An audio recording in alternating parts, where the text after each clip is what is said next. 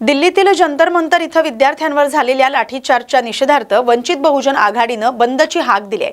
त्या निमित्तानं भांडूपमध्ये वंचित बहुजन आघाडीच्या मुंबई अध्यक्ष स्नेहल सोनी यांच्या नेतृत्वाखाली टेंभीपाडा ते भांडूप स्थानकादरम्यान मोर्चा काढण्यात आला। यावेळी कार्यकर्त्यांनी केंद्र सरकार विरोधात जोरदार घोषणाबाजी करत या घटनेचा निषेध व्यक्त केला आहे। आपल्या सर्वांना सांगू इच्छितो मी विश्वास सरदार वंचित बहुजन आघाडीचा मुंबई महासचिव आदरणीय बाळासाहेब आंबेडकर यांनी आव्हान केलं होतं। दिल्लीमध्ये जे विद्यार्थ्यांनी आपल्या लोकशाहीच्या माध्यमातून आपल्या न्याय हक्कासाठी संसदेवरती मोर्चा काढलेला आणि त्या मोर्चावरती दिल्ली पोलिसांनी हा अमानुष लाठीचार्ज केला। याच्या निषेधामध्ये सर्व भारतीयांना एक भारतीय म्हणून राग होता आणि त्या रागाला कुठेतरी बाळासाहेब आंबेडकरांनी ओळखून बंदची हाक दिली आणि या हाकला आम्ही सर्व वंचित बहुजन आघाडीचे कार्यकर्ते सर्व भारतीय म्हणून आम्ही सर्व रस्त्यावरती आलो आणि तो बंद आहे हा बंद करायला लावलेला आहे आणि व्यापारी या बंदमध्ये चांगल्या पद्धतीने प्रतिसाद देत आहेत। त्यांनाही प्रत्येकाला कुठेतरी चुकी झालेली आहे। या प्रशासनाने जे दडपशाही केलेली आहे या दडपशाहीच्या विरोधामध्ये आपण उठलो पाहिजे, आपण बोललो पाहिजे। या लोकांच्या मनामध्ये भावना होती दिल्लीपर्यंत आपण जाऊ शकत नाही आपल्या कामधंद्याच्या हिशोबाने, पण ज्या ठिकाणी आपण राहतो, ज्या व्यवसाय करत असेल, काम करत असेल, रिक्षा चालक असेल, टॅक्सी चालक असेल, त्यांनी युनियनवाल्यांनी स्वतःहून आमच्याशी संपर्क साधून त्यांनी या बंदला आम्हाला समर्थन दिलं आणि बंद केला। सर्वांनाच माहिती असेल संपूर्ण देशभरामध्ये विद्यार्थ्यांचा भविष्याचा खेळ इथल्या शिक्षण व्यवस्थेने मांडलेला आहे। गेल्या महिन्याभरामध्ये 22 विद्यार्थ्यांनी आत्महत्या केलेल्या आहेत, 21 विद्यार्थ्यांनी आत्महत्या केलेल्या आहेत। 22 लाख विद्यार्थ्यांचं भविष्य धोक्यामध्ये आहे आणि सगळ्या विद्यार्थ्यांची आज आपण बघतोय जंतर मंतर सारख्या ठिकाणी देशभरातल्या तरुणांनी एक संघर्ष त्या ठिकाणी सुरू ठेवलेला आहे। पण हे प्रशासन मात्र प्रत्येक वेळेला हा संघर्ष दडपण्याचं काम करतंय। पोलिसांच्या माध्यमातून त्यांच्यावरती जो अमानुषपणे लाठीचार्ज झाला या घटनेचा निषेध म्हणून वंचित बहुजन आघाडीच्या वतीने सन्माननीय नेते बाळासाहेब आंबेडकर यांच्या माध्यमातून महाराष्ट्र बंदची हाक दिली होती। आज वंचित बहुजन आघाडीचे कार्यकर्ते, अनेक विद्यार्थी संघटना जे मित्रपक्ष संघटना लोकशाहीला बळकट करण्यासाठी काम करतात आणि या नालायक शिक्षण व्यवस्थेच्या विरोधात आवाज उठवण्याचा प्रयत्न करतात, आज त्या सगळ्यांनी मिळून हा बंद पुकारलेला आहे आणि आज आपण ह्या भांडूपमध्ये सुद्धा हाच बंद पार पाडत आहोत। तुमच्या काही पदाधिकाऱ्यांना जे आहे ते पोलिसांनी खरं तर ताब्यात घेतलं आहे, कसं पाहता? खरं तर आम्हाला विद्यार्थ्यांचे प्रश्न मांडत असताना, इथल्या वंचित शोषित घटकांचे प्रश्न मांडत असताना हा अनुभव आम्हाला काही नवीन नाही आहे। आमच्या प्रत्येक आंदोलनाच्या आधी आम्हाला सगळ्यांना पोलीस नोटीस दिली जाते। आज माझ्या घरीसुद्धा काही पोलीस मित्रांनी येऊन त्या ठिकाणी ते आंदोलन कशा प्रकारे कमकुवत होईल याचा देखील प्रयत्न केला होता। पण ही वंचित बहुजन आघाडी आहे, ही बाळासाहेब आंबेडकरांची सेना आहे, ही कुणाला घाबरणारी नाही आहे। प्रत्येक जिल्ह्यातल्या कार्यकर्त्याला अटक झालेली आहे, त्यांच्या घरोघरी नोटिसा गेलेल्या आहेत, पण तरीसुद्धा आज आम्ही ताकदीने रस्त्यावरती उतरत आहोत, वेगवेगळ्या ठिकाणी समोर येत आहोत। या बंदला यशस्वी करण्यासाठी इथली विद्यार्थी सेना कायम रस्त्यावरतीची लढाई लढणार आहे। या बातमीसोबतच मुंबई बुलेटिनमध्ये आता इथेच थांबतोय। अशाच महत्त्वाच्या बातम्यांसाठी पाहत राहा न्यूज मराठी 24/7। नवा भारत, नवा विचार।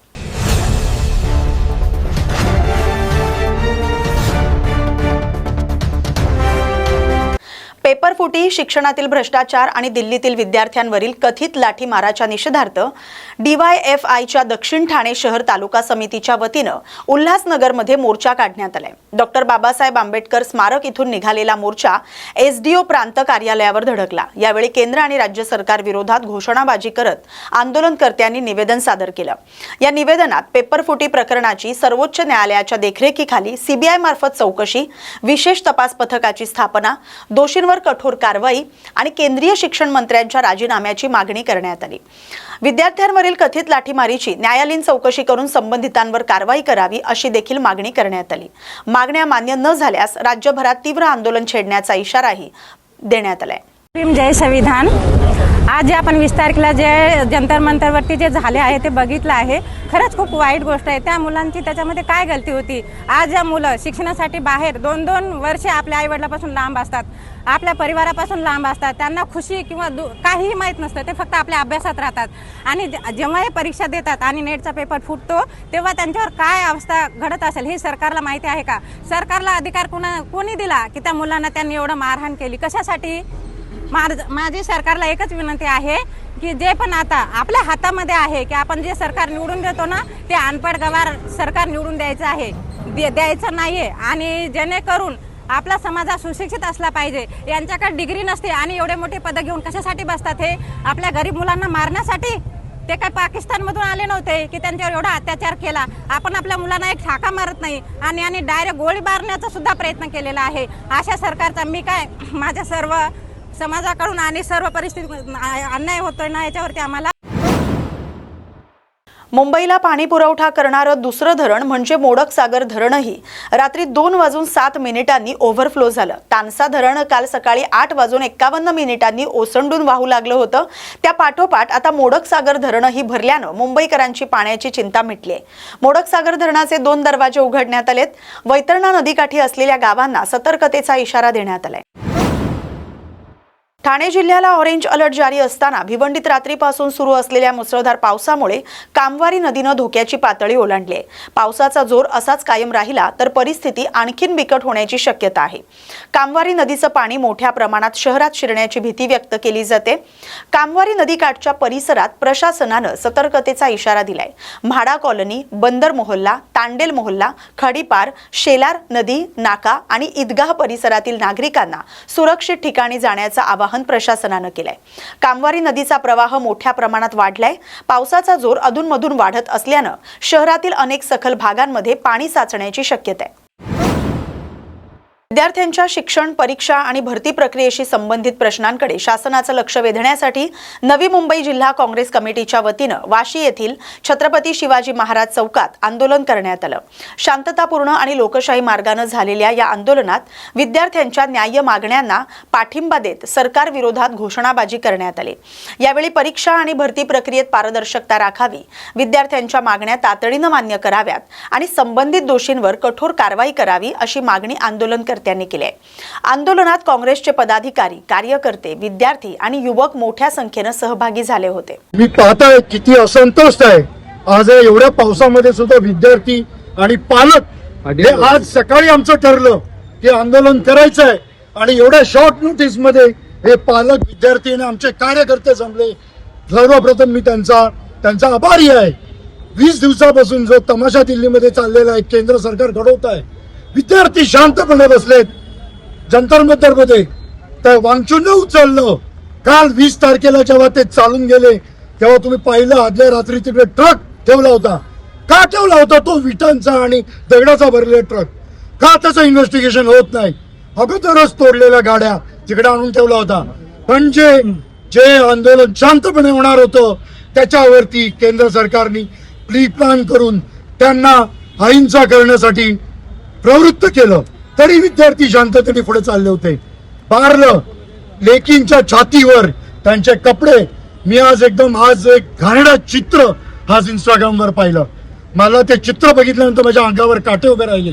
किती माझी भगिनी 16-17 वर्षाची जमिनीवर पडलेली आहे आणि तिचा शर्ट फाडलेला आहे. किती दुर्दैवी आहे. काँग्रेस सरकार ह्या सगळ्या ह्याच्यासाठी राहुल गांधींनी महिनाभर अगोदरच छात्रों की गूंज म्हणून कार्यक्रम काढला होता. राहुल गांधींना भविष्य कळून चुकलं होतं की असे अन्याय छात्रांच्या विरोधात होणार आणि आम्हाला त्यांची गूंज म्हणून कार्यक्रम करायला सांगितलं होतं. तुम्ही बघितलं असेल 9 दिवस आम्ही MPSCच्या दारात उपोषणाला बसलो होतो. त्याच्यानंतर सरकारने त्यांचा निर्णय मागे घेतला, 1 वर्षासाठी मागे घेतला. आम्ही आंदोलन स्थगित केलेलं आहे. ते आंदोलन MPSC साठी आम्ही लढू.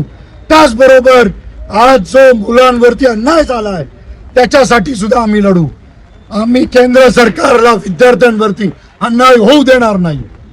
जेव्हा अन्याय होईल काँग्रेस पक्ष पुढे. रेल्वे प्रवास अधिक सुरक्षित आणि वादमुक्त करण्यासाठी रेल्वे पोलिसांनी नवी मुंबईत जनजागृती अभियान राबवले. जीवन रक्षा अभियानाअंतर्गत प्रवाशांना सुरक्षित प्रवासाचं महत्त्व पटवून देत रेल्वेतील वाद आणि अपघात टाळण्यासाठी विविध सूचना करण्यात आल्या. यावेळी रेल्वे पोलिसांनी यमराजाचा पोशाख परिधान करून प्रवाशांचं लक्ष वेधलं आणि रेल्वे रूळ ओलांडू नयेत, नियमांचं काटेकोर पालन करावं, तसंच क्षुल्लक कारणावरून वाद घालू नये असं आवाहन केलंय. या उपक्रमात शेकडो प्रवाशांनी सहभाग घेतला. प्रवाशांच्या सुरक्षेसाठी असे जनजागृती उपक्रम नियमितपणे राबवण्यात येणार असल्याची माहिती रेल्वे पोलिसांनी दिली आहे. हम जनता को संदेश देना चाहते हैं, ये रेलवे प्लेटफॉर्म पे जो यमराज है वो आपके प्राणों को हरने के लिए आ रहा है. वो क्यों आया है? क्योंकि आपको क्रॉस कर रहे हैं रेलवे पटरी. रेलवे पटरी क्रॉस करना ये कानूनन जुर्म ही नहीं, आपके जीवन की रेखा को मिटाना के कार्य है. आप 2 सेकंड के लिए रेलवे पटरी क्रॉस कर लूँगा, वहाँ से ट्रेन आ रही है, लोगों की भीड़ है, मेरे को चढ़ना है. सबको पता होता है कि ऑफिस जाना है, मजबूरियाँ हैं, सबकी मजबूरियाँ होती है, लेकिन ज़िंदगी से बड़ी मजबूरी कोई नहीं होती. तो आपके 2 मिनट के रेलवे पटरी क्रॉस करने से आपकी तो जान चली जाएगी, आप चले जाएंगे, लेकिन आपके पीछे आपका परिवार है, आपके बच्चे हैं, आपके बीबी है, आपके बूढ़े माँ बाप है, वो तो अटक जाएंगे ना पूरी, उनकी ज़िंदगी तो पूरी अटक जाएगी. आप 2 सेकेंड 10 सेकेंड लेट हो जाएंगे तो बहुत से 2 बातें सुननी पड़ेगी. वो तो हर कोई सुनता है, लेकिन उसके बाद दूसरी तो ट्रेन आती है.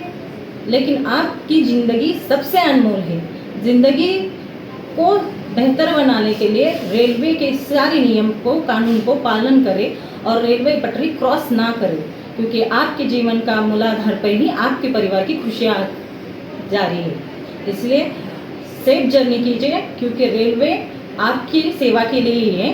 तो आप सारे कानून और नियम पालन करें, रेलवे के सबवे का इस्तेमाल करें, पूरी सुरक्षा सावधानी बरतें, रेल से लटके मत और दूसरे ट्रेन का इंतज़ार करें. 10 मिनट 15 मिनट से कुछ नहीं होगा, लेकिन आप सुरक्षित घर पहुंच जाएंगे. इसलिए रेलवे पटरी क्रॉस ना करें, वरना आपके यमराज आपको लेके जाएंगे और आपका परिवार पूरी ज़िंदगी सफ़र करता रहेगा.